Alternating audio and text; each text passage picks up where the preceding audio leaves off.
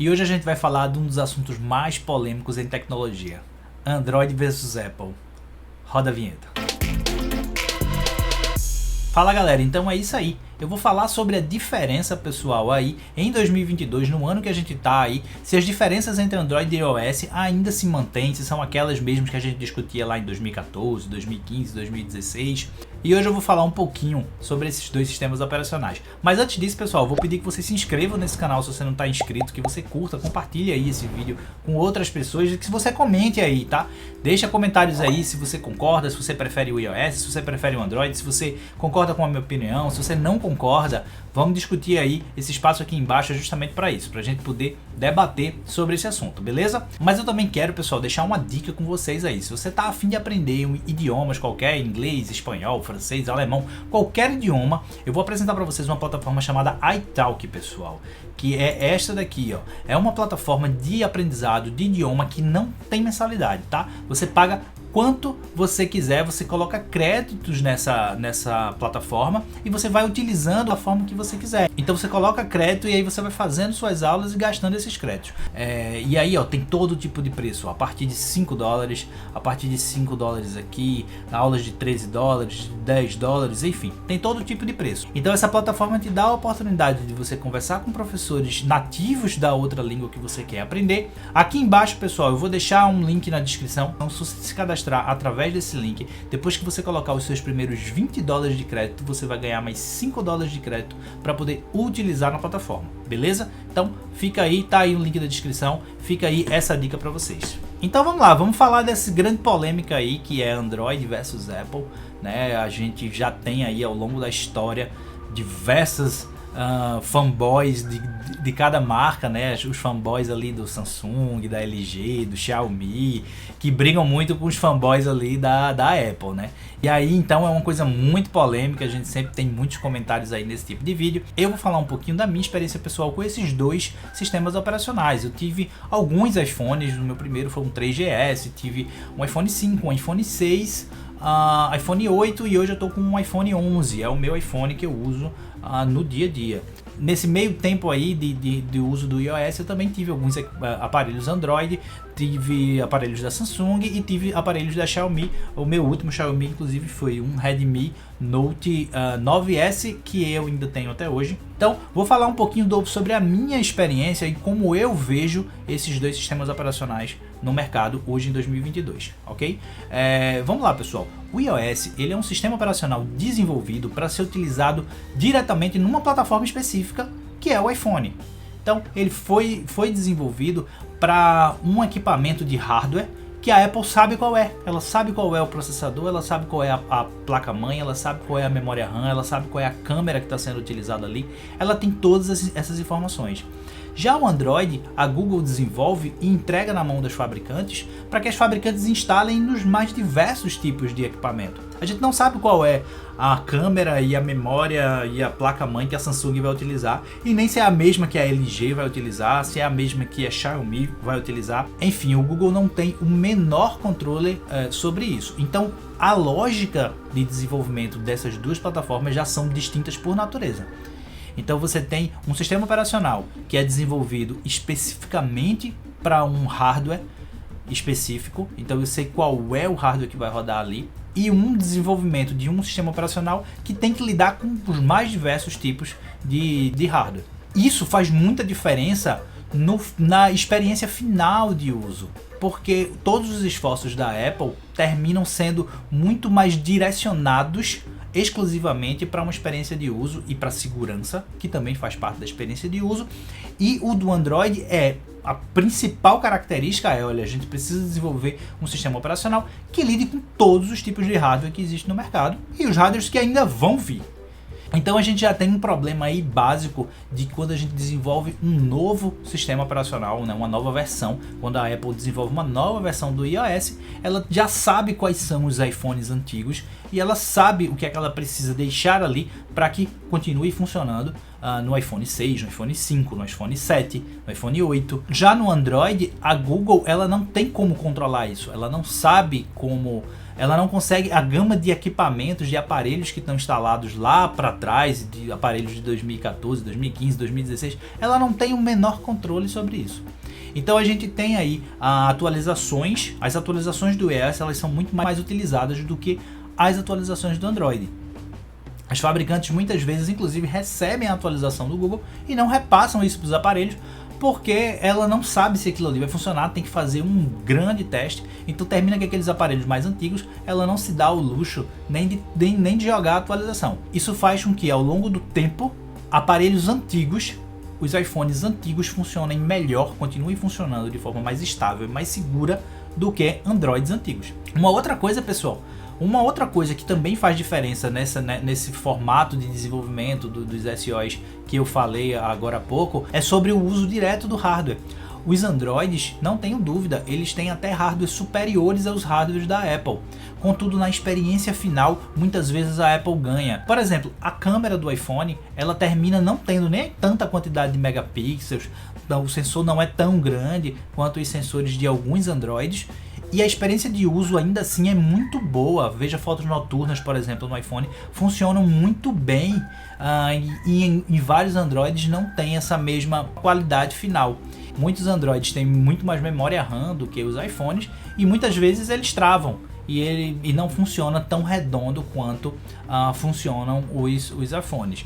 Mas vamos falar um pouquinho das lojas de aplicativos também. Esses aplicativos, pessoal, eles são, a grande maioria, desenvolvidos por terceiros. São empresas que desenvolvem e distribuem ela nas duas lojas. A gente tem na Apple um rigor muito grande de aceitação desses aplicativos. Então, a Apple ela faz um teste detalhado daquele aplicativo, ela verifica a posição de menu dentro do aplicativo, a fonte utilizada, o tamanho de fonte, ela manda que você faça compilações diferentes, se vai rodar no iPad ou se vai rodar no iPhone, dos tamanhos de tela diferente. Existe toda uma preocupação para que esse aplicativo ele funcione perfeitamente em qualquer equipamento que rode iOS. Já a Google não faz esse tipo de validação. Você, quando envia um aplicativo, eles têm um robô que faz uma leitura do código-fonte para verificar se existem ali malwares ou algum tipo de vírus, né? Eles fazem uma verificação básica e jogam lá na loja. Mas aí você não sabe se um aplicativo que vai rodar num Xiaomi vai rodar bem também num Samsung e vai rodar bem num tablet da Lenovo. Termina que a experiência de uso dos aplicativos também fica um pouco a desejar lá no Android. A não ser os aplicativos das grandes desenvolvedoras, né? Quando o Facebook faz o seu desenvolvimento, ou o próprio Google faz o seu desenvolvimento, sim, eles se preocupam que funcione bem em vários tipos de Android diferentes. Mas mesmo assim, por experiência pessoal, eu vejo que, por exemplo, o aplicativo do Instagram, ele funciona melhor no iOS do que no Android. E estamos falando de uma grande desenvolvedora que é a Facebook, que quer que o seu aplicativo seja utilizado por todo mundo. A qualidade final do vídeo que é publicado lá no Instagram fica melhor no iOS do que no Android. Em compensação, pessoal, lá na loja do Google, por ela ser uma loja mais fácil da gente publicar aplicativos, a gente tem uma quantidade muito maior de aplicativos do que lá na loja da Apple. Uma outra coisa também que é fundamental a diferença é que no Android você pode instalar aplicativos por fora da loja. E que no iOS isso não é permitido, a não ser que você faça um jailbreak, mas aí estamos falando de um processo que você nem deve fazer no seu iPhone. Então com isso você consegue instalar diversos aplicativos que não estão na loja do Google e você consegue instalar e utilizar esses aplicativos lá no seu Android.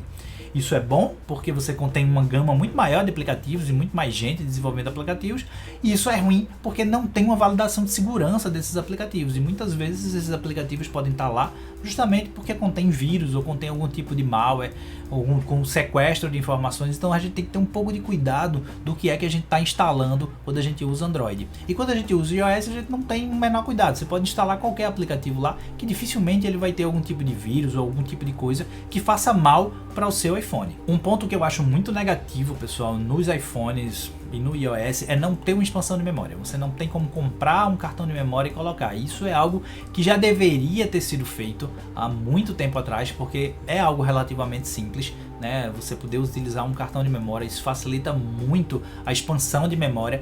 Então se você tem um iPhone de 64 GB e você quer comprar, e você quer, eu preciso de mais 64 GB, eu precisaria ter 128 GB para o que eu uso. Você é obrigado a comprar um outro aparelho do zero. E isso é muito antigo, né? Hoje em dia você consegue colocar no seu computador um HD a mais ou no seu Android simplesmente um cartão de memória a mais e ganhar espaço de memória. Você não precisa estar comprando um outro aparelho só para esse tipo de coisa. Então isso é um ponto bem negativo e bem chato que a Apple faz e que tem uma questão mercadológica por trás, né? Eles querem vender iPhone. E no Android você tranquilo, a grande maioria dos telefones Android tem lá uma entradinha para você colocar um cartão de memória e expandir a memória do seu aparelho. Se tem um recurso que eu acho fantástico na Apple é a integração que ele faz com os outros equipamentos Apple. É impressionante como o iPhone conversa bem com os iPads, com os Apple Watches, com o MacBook, com a Apple TV, né? Ele se integra perfeitamente. Parece até que você está usando sempre um único equipamento. E isso é muito bom porque a tua experiência geral de uso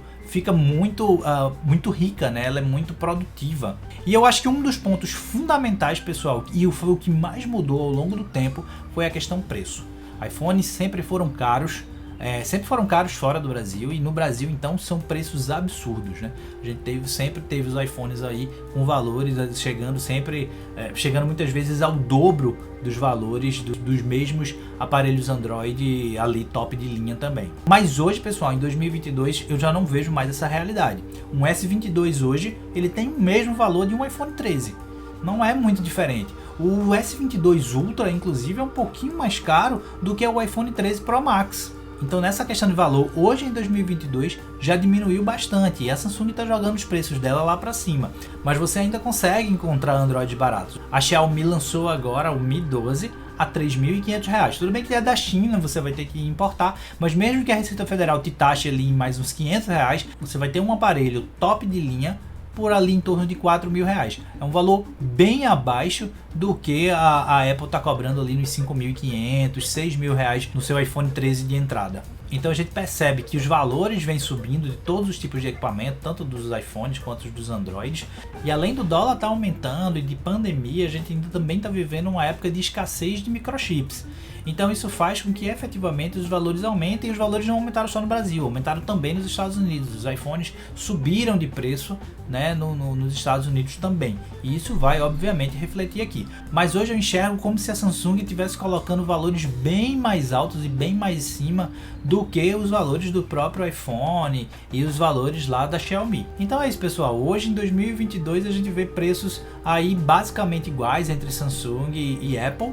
E a gente tem ali atrás vindo a Xiaomi e também aumentando seus preços. Lembrando que era possível comprar um Mi 8, um Mi 9 por menos de R$2.000 e hoje a gente já está falando aí do Mi 12 a R$3.500. Tá tudo aumentando de preço, me parece que está havendo um achatamento. A Apple continua subindo seu preço, mas subindo um pouco menos do que os seus concorrentes. Mas essa é a minha opinião pessoal e isso é um retrato do que está acontecendo agora em 2022. Talvez quando você estiver vendo esse vídeo em 2023, 2024, sei lá, no futuro, essa diferença não seja mais igual como está sendo agora, seja maior, ou enfim, ou até seja menor. Se você então concorda comigo, deixa aí embaixo o que é que você concorda. Se você discorda, principalmente, deixa também aí embaixo e vamos discutir sobre esse assunto, tá? Essa é só a minha opinião pessoal e eu vou adorar ver aí, ouvir de vocês novas opiniões, enfim, o que é que vocês pensam sobre isso, beleza?